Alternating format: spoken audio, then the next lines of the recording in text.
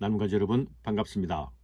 오늘 말씀은 아수르 왕 사네립이 유다를 향해서 항복을 압박하는 말을 그의 신하 랍사게가 전하는 부분입니다.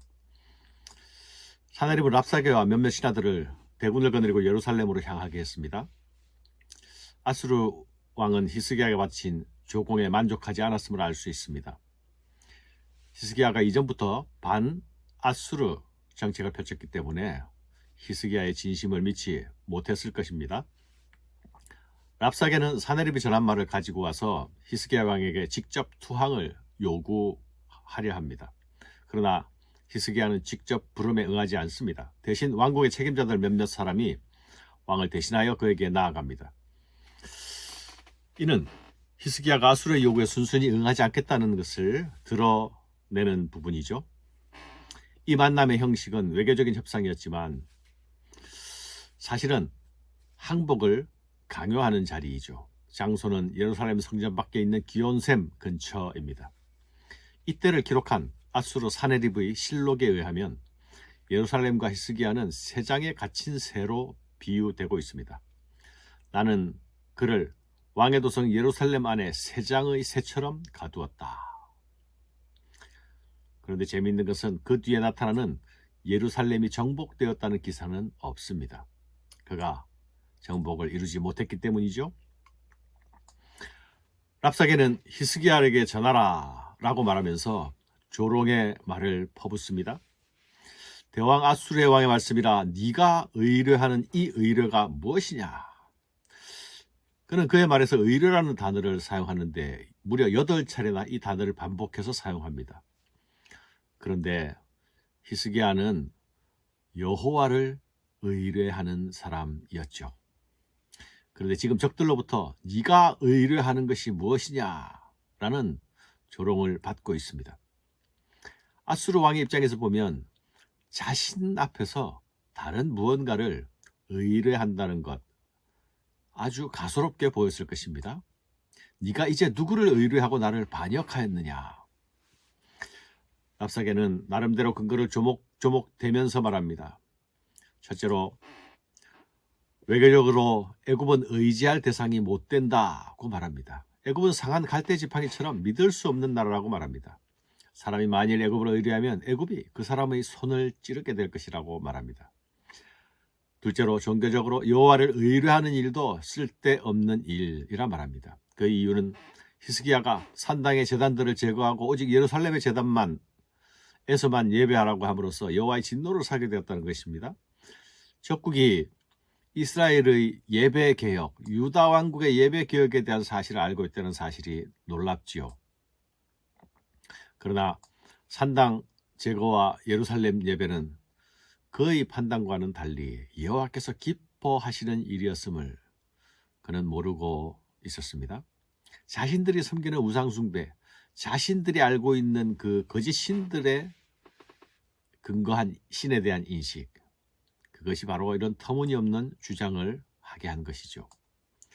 셋째로 군사적으로 유다는 아수르를 상대할 능력이 없다는 사실을 지적합니다. 히스기야를 향해서 네가 만일 말을 탈 수 있는 사람을 낼 수 있다면 내가 말 2,000마리를 죽였다고 비아냥거리고 있습니다. 사랑하는 여러분, 랍사게를 통한 아수르의 왕의 말은 비아냥거림으로 말하고 있지만 슬프게도 두 번째 사실을 제외하고는 그의 말은 모두 옳습니다. 아수르는 이미 두로를 포함한 페니키아의 여러 나라들과 블레셋 지역의 여러 도시들을 이미 정벌한 상태였습니다. 이때에 애굽은 원군을 파견하였지만 아수르의 어떤 타격도 입히지 못하고 퇴각하고 맙니다. 유다의 경우는 벌써 46개의 성읍들이 아수르의 수중에 들어가 있는 상태입니다. 그리고 예루살렘은 포위되는 상태죠. 대세는 이미 기울어 있습니다. 이런 상황에서 히스기야가 계속 버틴다는 것은 누가 보아도 무모한 것으로 보일 수 있습니다. 그러나 여러분, 랍사게가 한 가지 오판한 것이 있습니다. 그것은 여호와를 의뢰하는 것이 헛되다라는 그의 주장입니다. 너희가 내게 이르기를 우리는 우리 하나님 여호와를 의뢰하노라 하리라마는,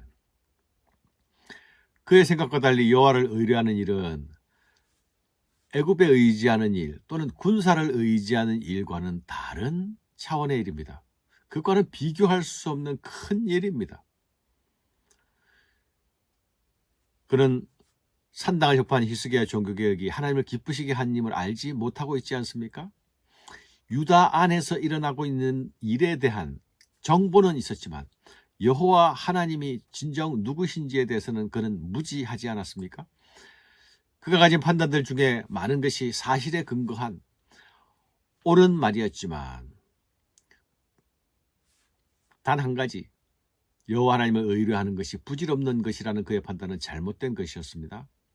그는 이 단 한 가지 잘못된 판단, 이 단 한 가지 오판으로 인해서 패주하고 돌아가게 됩니다.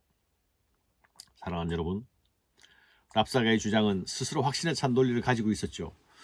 여호와 하나님에 대한 바른 지식과 그분을 신뢰하는 믿음이 없다면 누구라도 설득될 수밖에 없는 말이었습니다. 유다는 군사적으로 맞서 싸울 능력이 없었습니다. 외교적으로 더 이상 의지할 데도 없었습니다. 애굽은 그의 말처럼 상한 갈대와도 같았습니다. 유다 중에서도 아무도 의뢰할 자가 없었습니다. 그의 말대로 지금까지 아수르를 이겨본 신도 없습니다. 아수르는 팔레스타인 땅보다 훨씬 살기 좋은 비옥한 땅을 가지고 있었습니다. 그런데 너희가 만일 항복하면 살고 죽지 않으리라. 항복하면 더 좋은 땅에서 가서 살게 해주리라 약속하고 있습니다. 이런 상황에서 싸우다가 죽는 것보다, 피 흘리는 것보다 항복하는 것이 객관적으로 맞는 일 같이 보이지 않습니까? 그런데 그가 내세운 이유들 중 여호와를 의뢰하는 것이 헛된 일이다 라는 말에는 하나님의 백성으로서는 수긍할 수가 없습니다. 여호와가 건져주실 것이라는 말에 속지 말라. 이런 말도 결코 받아들일 수가 없습니다.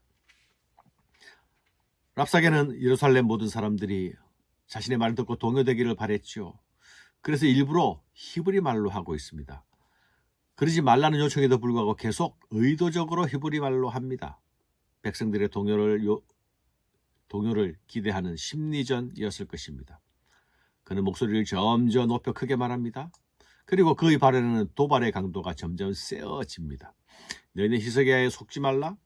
그가 너희를 네 손에서 건져내지 못하리라. 히스기야가 너희에게 여호와를 의뢰하라 함을 듣지 말라. 민족의 신들 중 어느 한 신이 그의 땅을 아수르의 왕에서 손에서 건진 자가 있느냐. 그는 소리 높여 외쳤지만 그러나 유다 백성들의 반응은 무반응이었습니다. 잠잠했습니다. 아무도 그에게 대답하지 않았습니다. 누구 한 사람도 동요하지 않았습니다. 그러나 백성이 잠잠하고 한마디도 그에게 대답하지 아니하니 이는 왕이 명령하여 대답하지 말라 하였습니다. 이런 고강도의 심리전에 아무도 반응하지 않고 잠잠하다는 것은 무엇을 의미합니까? 백성들이 히스기야 왕에 대한 신뢰가 어떠한지를 보여주는 대목이 아닙니까?